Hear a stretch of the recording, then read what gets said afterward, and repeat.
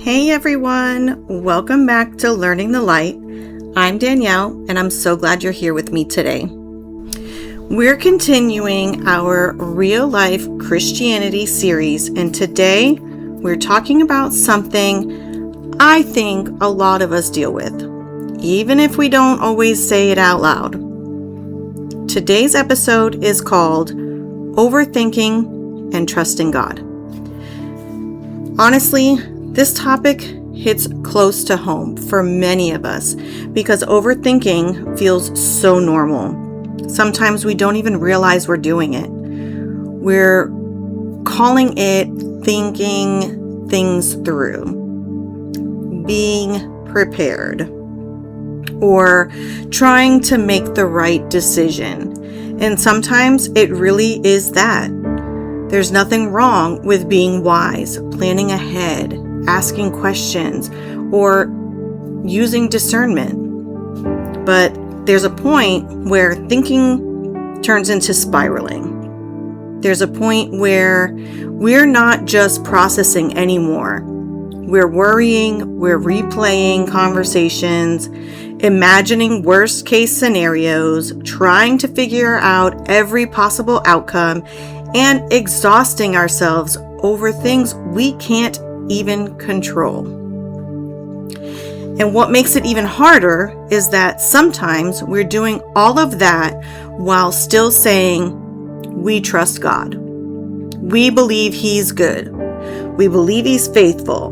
We believe He has a plan. But our minds are still running 100 miles an hour trying to figure out what He hasn't revealed yet.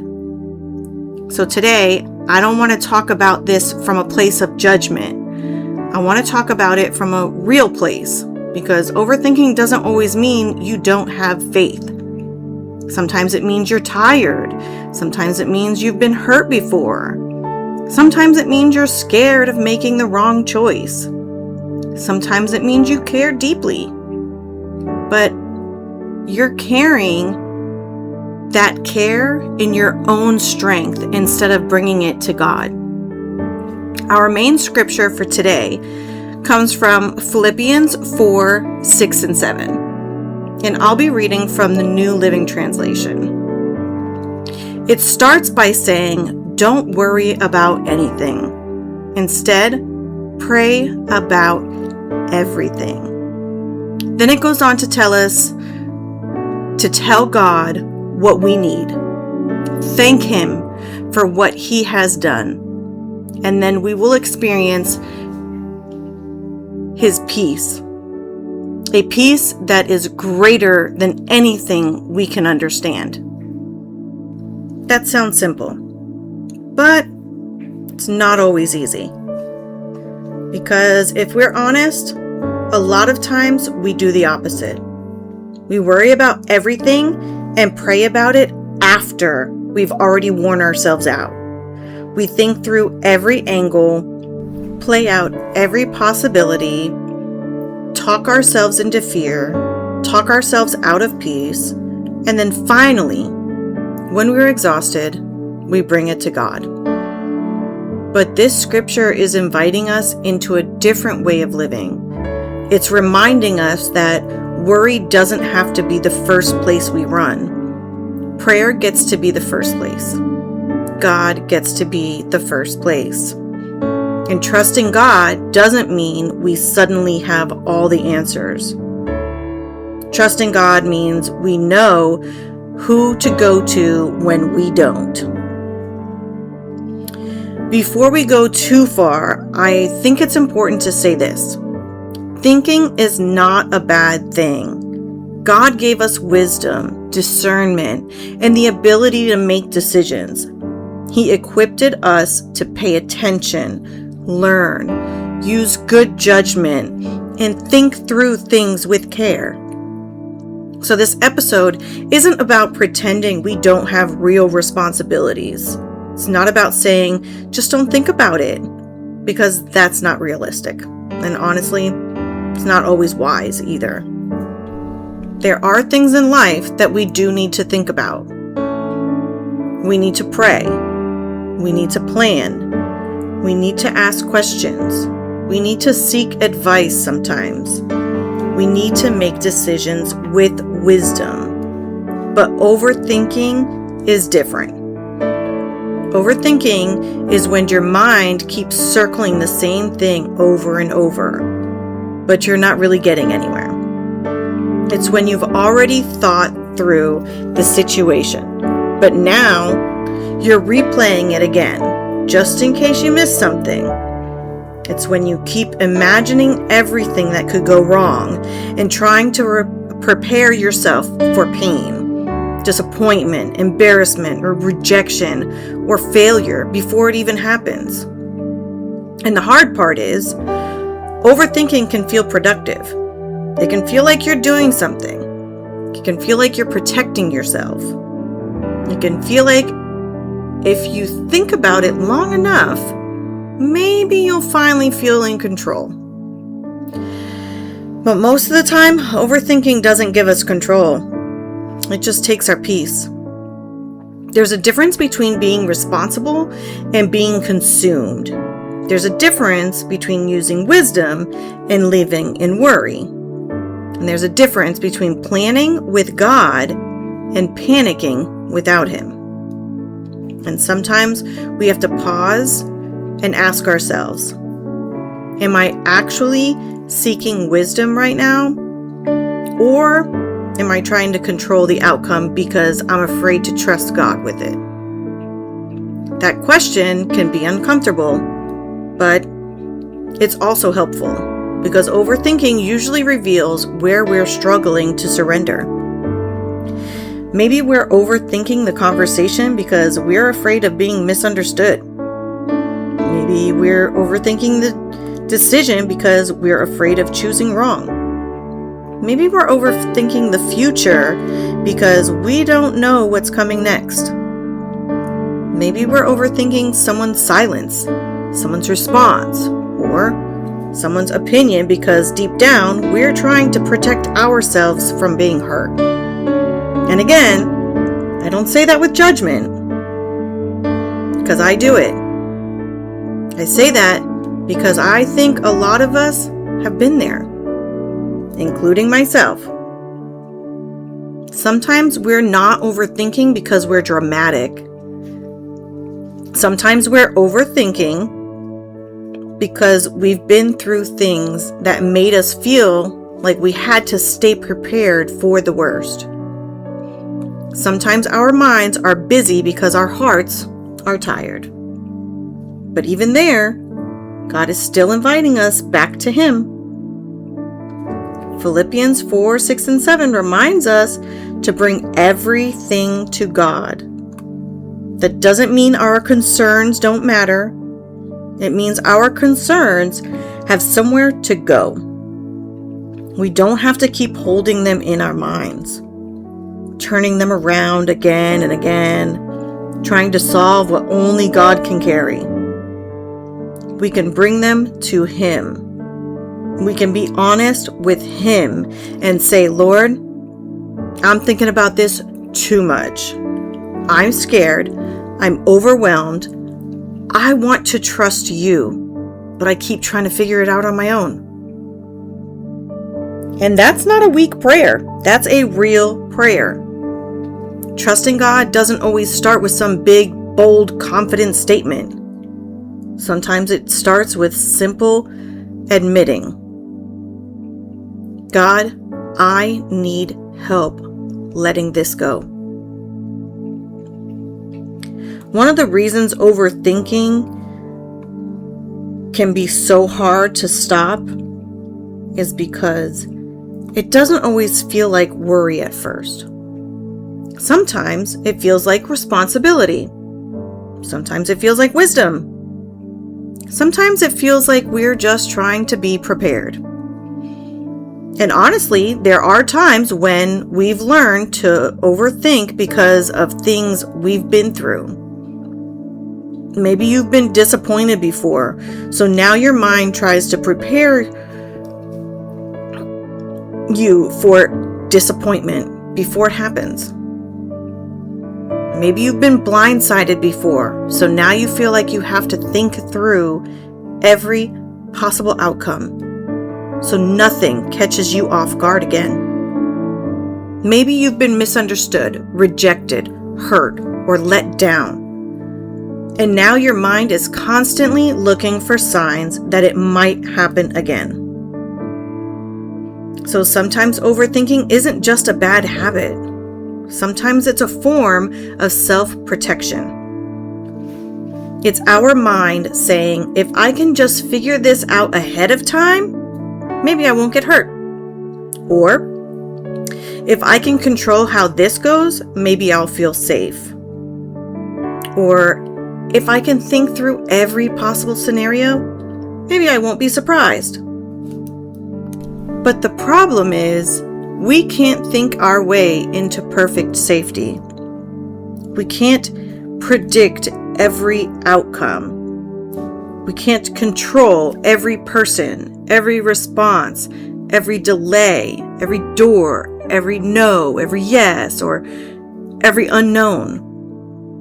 And when we try to, we end up exhausted. That's why overthinking can be so draining. It's not just that your mind is busy. It's that your heart is carrying pressure it wasn't created to carry.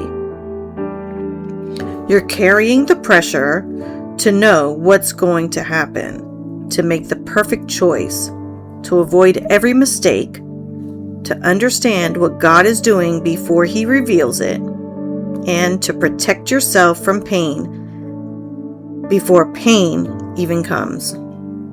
And that's heavy. This is why trusting God can feel scary sometimes. Not because we don't love Him, not because we don't believe in Him, but because trusting God means releasing our grip. It means admitting that we don't know everything. It means accepting that we can pray, plan, and use wisdom, but we still don't get to control the whole picture. For someone who overthinks, that can feel uncomfortable because overthinking says, keep holding it, keep replaying it, keep trying to figure it out. But God says, bring it to me. And I love that Philippians 4:6-7 tells us to pray about everything. Not just the big things, not just the spiritual sounding things, not just the things we think are important enough to pray about. Everything. The conversation you keep replaying in your head, the decision you're scared to make, the child you're worried about, the relationship that feels uncertain, the doctor's appointment, the job situation, the thing someone said, the thing someone didn't say, the future you can't see yet. Pray about everything because God cares about what's weighing on you, even when you feel like you should be able to handle it by now. You don't have to be embarrassed that you're still struggling with that thought. You don't have to hide from God because your mind feels messy. You don't have to wait until you feel calm and collected to pray. Bring Him the messy thoughts, the anxious thoughts, the repeated thoughts, and the thoughts you're tired of thinking. Prayer isn't just where we go after we've figured ourselves out. Prayer is where we go because we need God to help us sort through what we can't carry alone. One of the reasons this matters so much is because overthinking doesn't just stay in our minds. It starts to affect our peace, our emotions, our decisions, our relationships, and even the way we see God.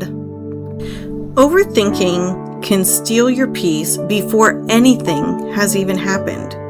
You can be sitting in a quiet room and everything around you can be fine. But inside your mind, you're already fighting battles that haven't even come. You're answering conversations that haven't happened. You're preparing for rejection that hasn't been spoken.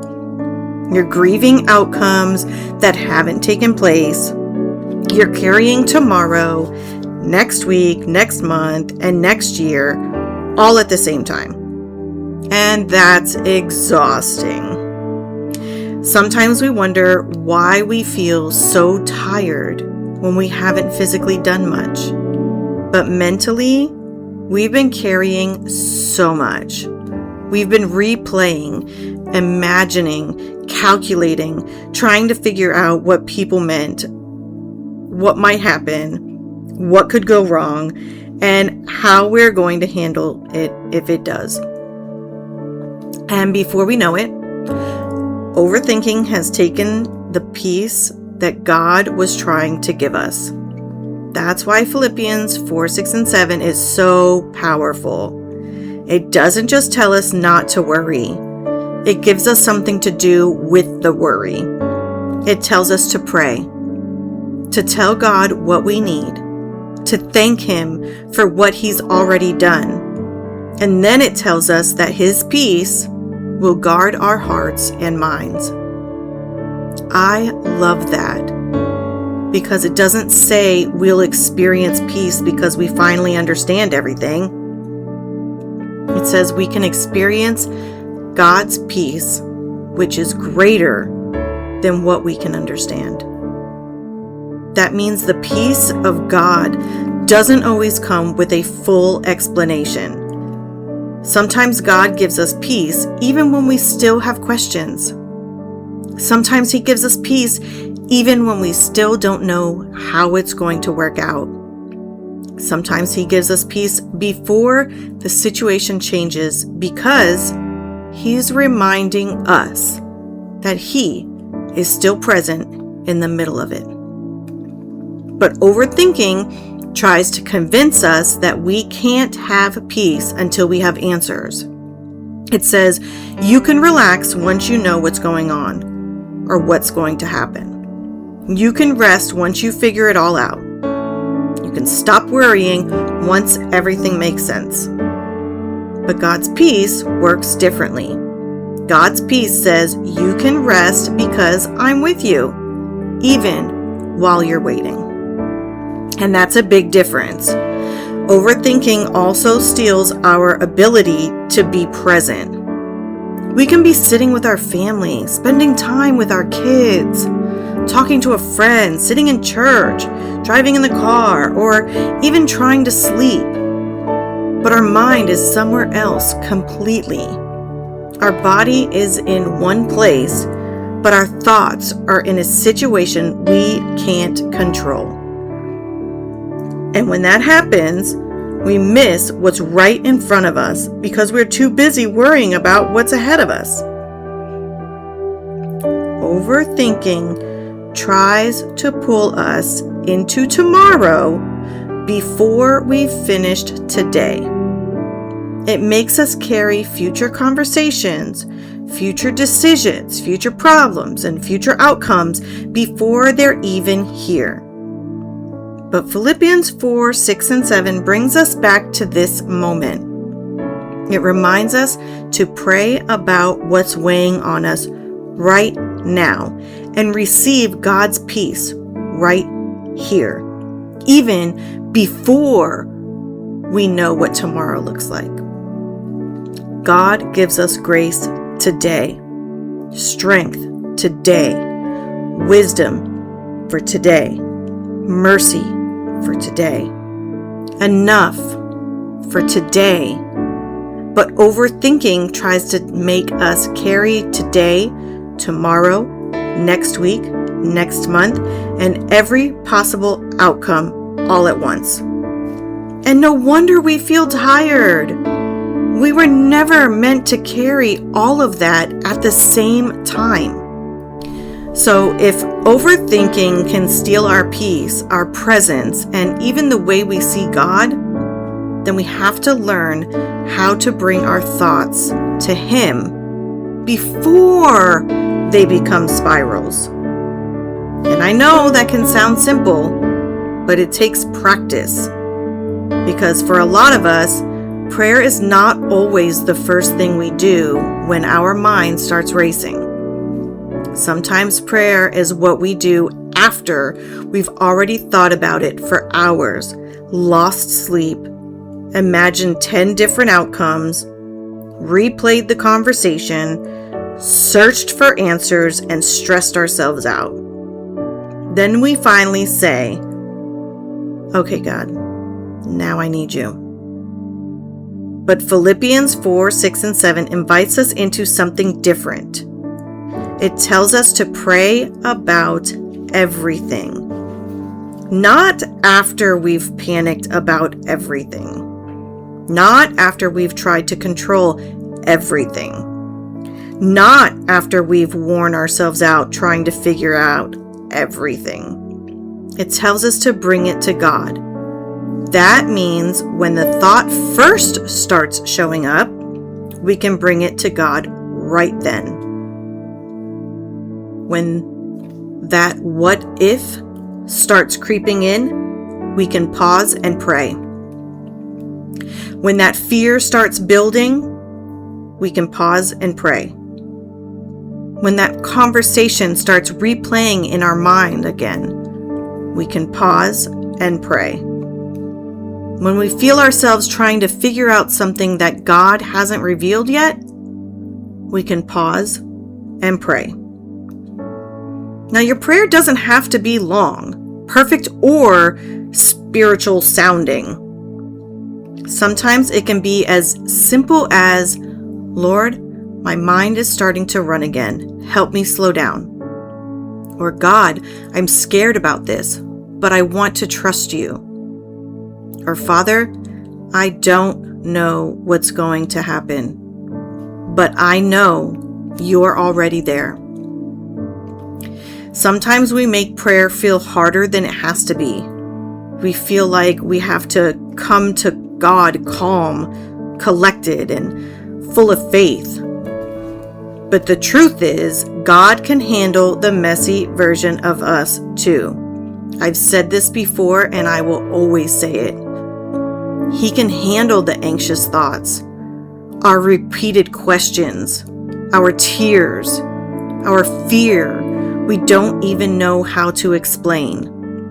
God knows our hearts.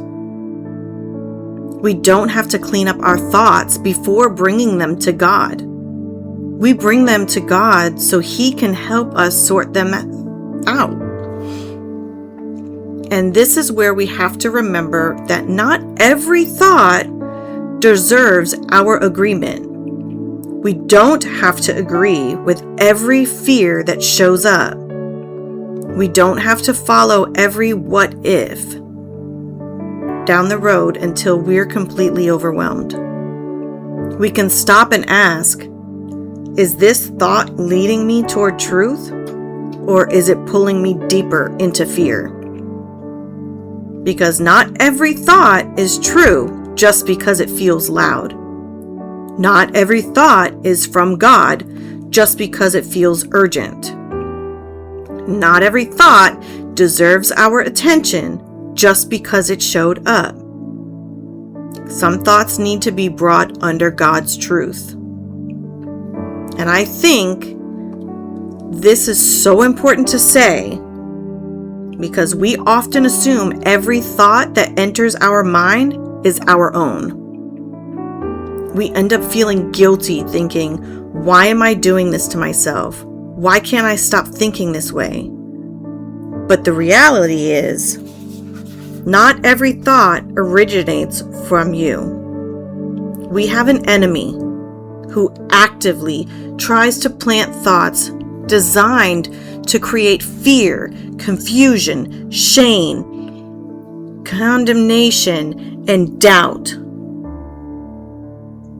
Satan loves to target our vulnerabilities. He loves to wait until we are tired, overwhelmed, or just starting to trust God with a situation, and then drop a terrifying what if right into our minds. He knows that if he can get us tangled up in a web of accusing, anxious thoughts, he can distract us from the peace God is offering. The enemy's goal is to make you feel like you're anxious, and your anxiety is your identity.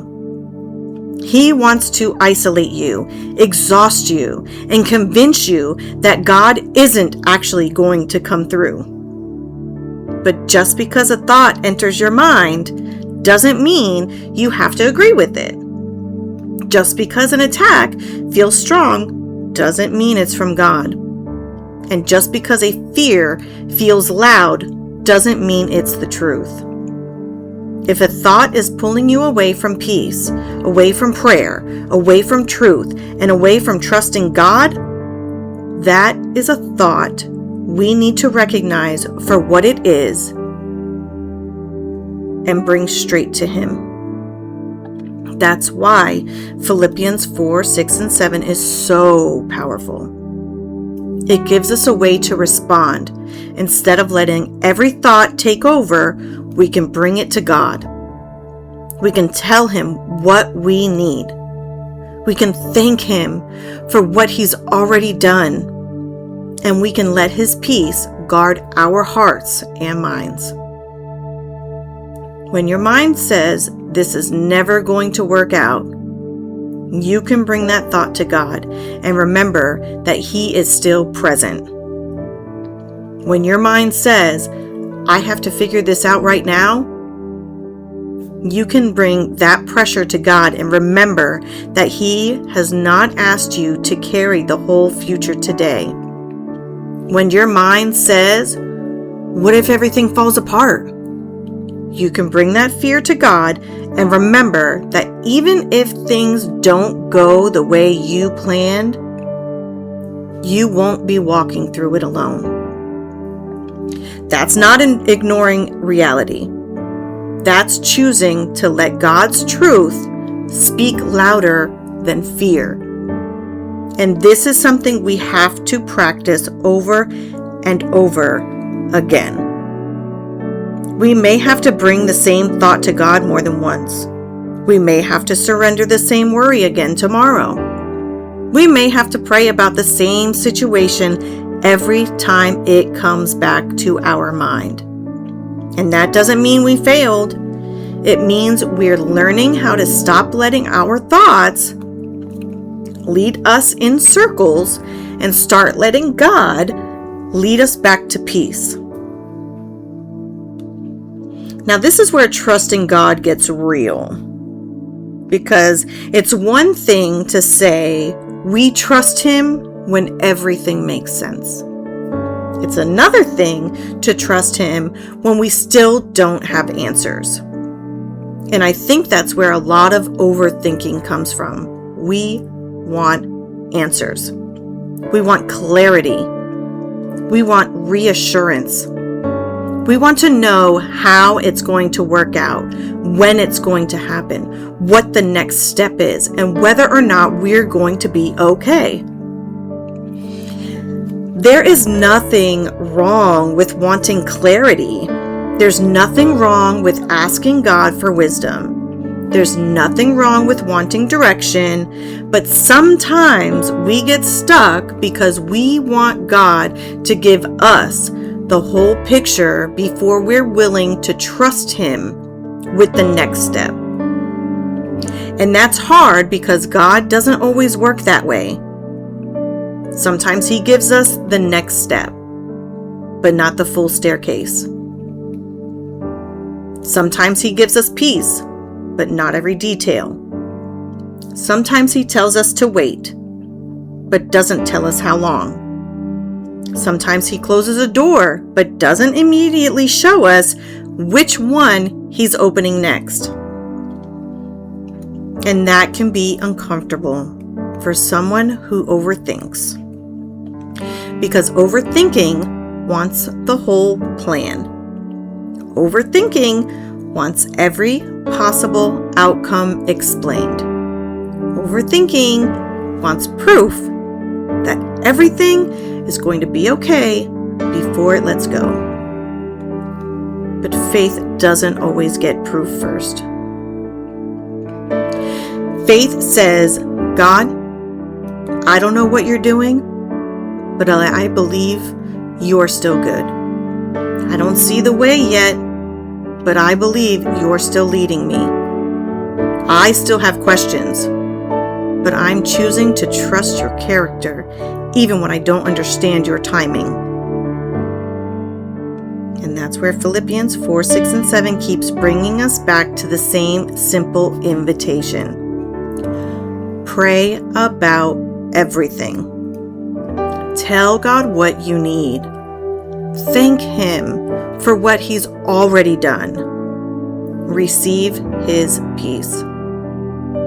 It doesn't tell us to wait until we understand everything before we pray. It doesn't tell us to wait until we feel calm before we come to God. It doesn't tell us to wait until we can explain what we're feeling perfectly. It tells us to bring everything to Him. That means we can come to Him when we're confused. We can come to Him when we're unsure. We can come to Him when we're waiting. We can come to Him when we still don't know how things are going to work out. Because God is not limited to what we understand. Just because we don't see what He's doing doesn't mean He's not doing anything. Just because we don't have the answer yet doesn't mean He hasn't heard us. Just because the situation feels uncertain doesn't mean God is uncertain. He sees what we can't see. He knows what we don't know. He's already been in the place we're worried about getting to. And that's why trusting God doesn't mean we never have questions. It means we stop letting our questions become the thing that controls us. We can bring our questions to God without letting them turn into fear. We can ask for wisdom without demanding control. We can make plans without worshiping the plan. We can take the next step without knowing every step after that. Sometimes trust is simply deciding, I'm not going to keep replaying this. I'm not going to keep trying to control this. I'm going to do what I can do. Pray about what I can't do and leave the rest in God's hands. And that doesn't mean the thought won't come back. It probably will. But when it does, we can bring it back to God again and say, Lord, I still don't have the answer, but I trust you. I still don't know what's next, but I trust you. I still feel unsure, but I trust you. Because trusting God when we don't understand and we don't have answers is how we remind our overthinking mind that peace is not found in knowing everything. Peace is found in knowing Him. Now, I think this is another place where overthinking can really sink in. Sometimes we're not just worried because we don't trust God. Sometimes we're worried because we're trying to figure out where our part ends and God's part begins.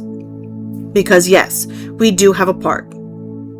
Trusting God doesn't mean we sit back and do nothing. It doesn't mean we ignore responsibility or avoid making decisions, having hard conversations, paying attention, using wisdom, or taking steps forward. There are times when God does call us to move. There are times when He calls us to be obedient. There are times when He calls us to pray, prepare, speak up, apologize, set a boundary, make a decision, ask for help, or take action. But then there's God's part. And God's part is the part we were never meant to control. We can do our part, but we can't control the outcome. We can speak with love, but we can't control how it's received. We can make the best decision with the wisdom we have, but we can't control every detail that comes after. We can pray for our children, teach them, and guide them, but we can't control every choice they make. We can work hard, but we can't force every door to open. We can be faithful, but we can't rush God's timing. And I think overthinking happens when we start trying to carry both. We carry our part, and then we pick up God's part too. We start thinking, what if this doesn't work? What if they don't understand? What if I make the wrong choice? What if I miss what God is trying to show me? What if I mess everything up? Before we know it, we're not just being responsible anymore. We're trying to be in control of things only God can handle. But trusting God means learning to say, Lord, show me what you're asking me to do, and help me release what only you can do.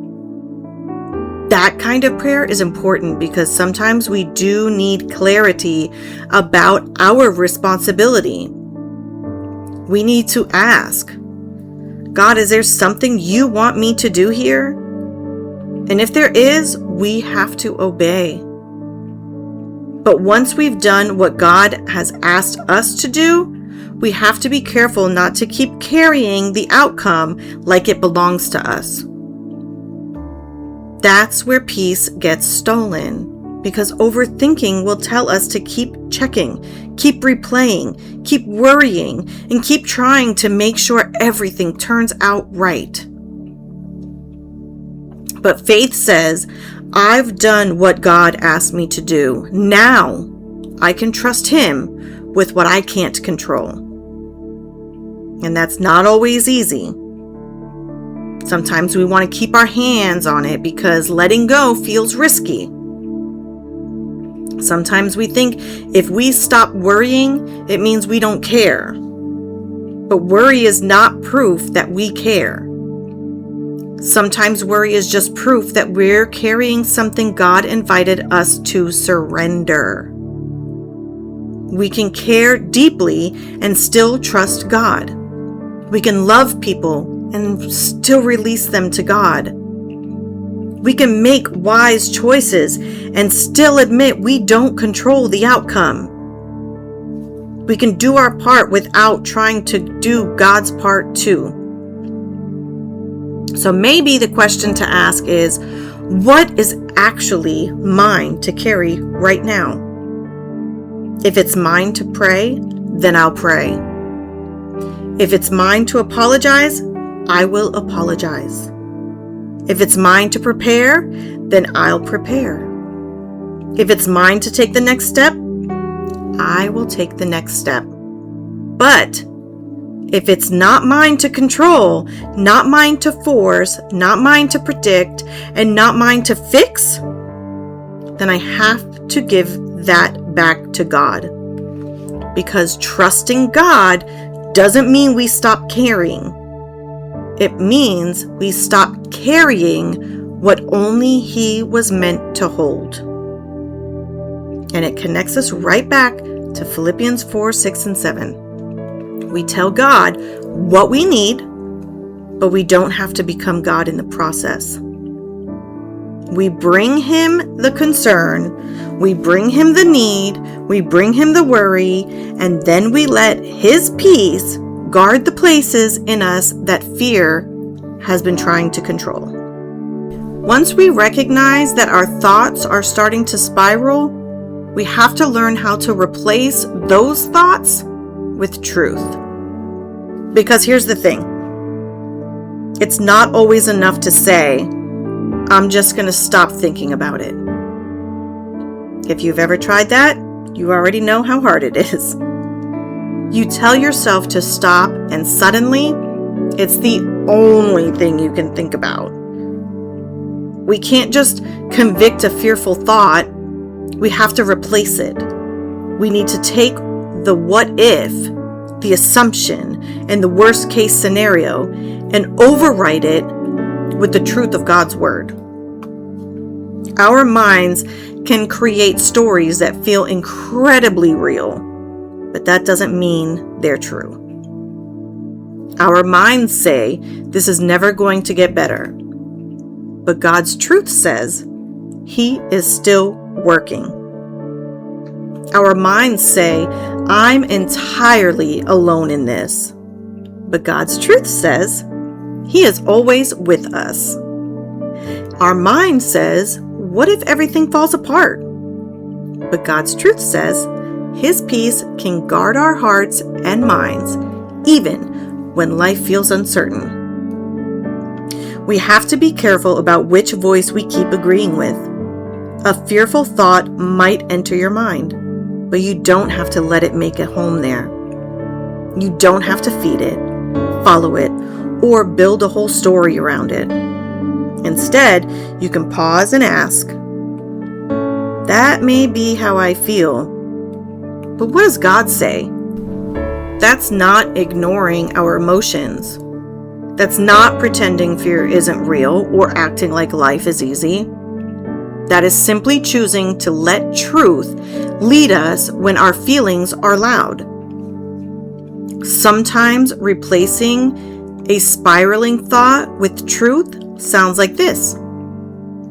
God, I don't know what's going to happen, but I do know you're with me.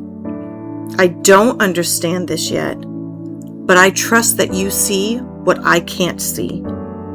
I'm scared, but I'm choosing not to let fear lead me. And you might have to do that more than once. You may have to replace the same thought with truth 10 times in a day. You may have to remind yourself of the same scripture every time the fear comes back. That doesn't mean you're failing. It means you're actively training your mind to come back to truth. The goal isn't to have a perfectly quiet mind all the time. The goal is to learn what voice to turn up when your thoughts get loud. So now I want to give a simple, practical way to pause the spiral when your mind starts running. Because sometimes we need something we can actually do in the moment. Not something complicated, not something that feels impossible when we're already overwhelmed. Just something simple that helps us slow down and bring our thoughts back to God. The first thing is to pause. Before you keep replaying it, before you send the text, before you assume the worst, before you let that thought take you all the way down the road of fear, pause and recognize, my mind is starting to spiral. Sometimes even naming it helps, because when we name what's happening, we can stop acting like every thought has to be followed. Then after you pause, pray. And again, it doesn't have to be a long prayer. It can be simple. God, help me slow down. Lord, I'm scared, but I'm bringing this to you. Father, I don't want fear to lead me right now. Help me see this through your truth and not just through my emotions. That small prayer can shift the direction of our thoughts. It reminds us that we're not alone in the middle of the spiral. God is right there with us, ready to help us. Then after you pause and pray, ask yourself, what is true? Not what am I afraid might happen? Not what story is my mind creating? Not what if everything goes wrong, but what is true? Maybe the truth is, I don't know the outcome yet, but God does. Maybe the truth is, I don't have to make the decision out of fear. Maybe the truth is, this person's silence doesn't automatically mean rejection. Maybe the truth is, I can't control everything, but I can trust God with what I can't control. And maybe your truth is, I have prayed about this and I can leave it in God's hands. And then the last step is to take the next faithful step. Not the next 10 steps, not the whole plan, just the next faithful step. Maybe your next faithful step is to stop replaying that conversation and go spend time with your family. Maybe it's to write down the worry and pray over it. Maybe it's to apologize. Maybe it's to ask for wisdom. Maybe it's to wait before responding. Maybe it's to get some rest because everything feels heavier than you're exhausted. So the practical rhythm is this: pause, pray, ask what's true, and take the next faithful step. And really, that rhythm comes straight from the heart of Philippians 4, 6, and 7. Instead of worrying, we pause and pray. Instead of pretending we're fine, we tell God what we need. Instead of focusing only on what could go wrong, we thank Him for what He's already done. And instead of letting fear guard our thoughts, we let God's peace guard our hearts and minds. You may have to do that more than once a day. You may have to do it multiple times in one day. You may have to catch the same thought again and again. But every time you pause, the spiral can bring that thought back to God. You're practicing trust. You're teaching your mind that fear doesn't get to lead unchecked. You're teaching your heart that worry is not your first response anymore. You're reminding yourself that God's truth is stronger than the story your fear is trying to write. Trusting God is not always one big dramatic moment. A lot of times it's built in the quiet moments when nobody else sees it. It's built when your body starts running and you choose to pray. It's built when you want to assume the worst, but you choose to ask what's true. It's built when you want to control the outcome, but you choose to take the next faithful step and leave the rest with God. And I think that's something we can actually carry into our everyday life. When overthinking shows up, we don't have to shame ourselves. We don't have to panic because we're panicking. We don't have to let the thought take over the whole day. We can pause, pray, come back to the truth, take the next faithful step, and trust that God is with us even in the process of learning how to trust Him. So as we wrap up today, I just want to encourage you. If you struggle with overthinking, you're not alone. And this doesn't mean you don't love God. It doesn't mean you don't have faith. It doesn't mean you're failing as a Christian. It means you're a human. And you're learning how to trust God in the places where your mind wants control. And that takes time. But the beautiful thing is, God is patient with us. He doesn't shame us for needing Him. He doesn't get tired of us coming back to Him. He doesn't say, "You already prayed about this once. Why are you bringing it up again?" He invites us to come close again and again with the worry, the fear, the repeated thoughts, the questions, and the things we still don't understand. Maybe today the goal isn't to never overthink again. Maybe the goal is to recognize it sooner and bring it to God quicker. Maybe the goal is to stop letting fear be the first voice we believe. Maybe the goal is to pause, pray, ask what's true, and take the next faithful step. Because trusting God doesn't always mean we feel perfectly calm. Sometimes trusting God means saying, "Lord, I'm still nervous, but I'm choosing to bring this to you instead of carrying it alone." And that matters. Every time you bring the thought back to God, that matters. Every time you choose to pray instead of panic, that matters. Every time you speak truth over fear, that matters. Every time you take one faithful step instead of trying to figure out the whole future, that matters. So don't be discouraged if you're still learning. Don't be discouraged if the thought comes back.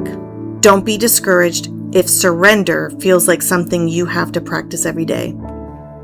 God is still working in you. He is still teaching you. He is still renewing your mind. He is still leading you back to peace. And remember, peace is not found in knowing every answer.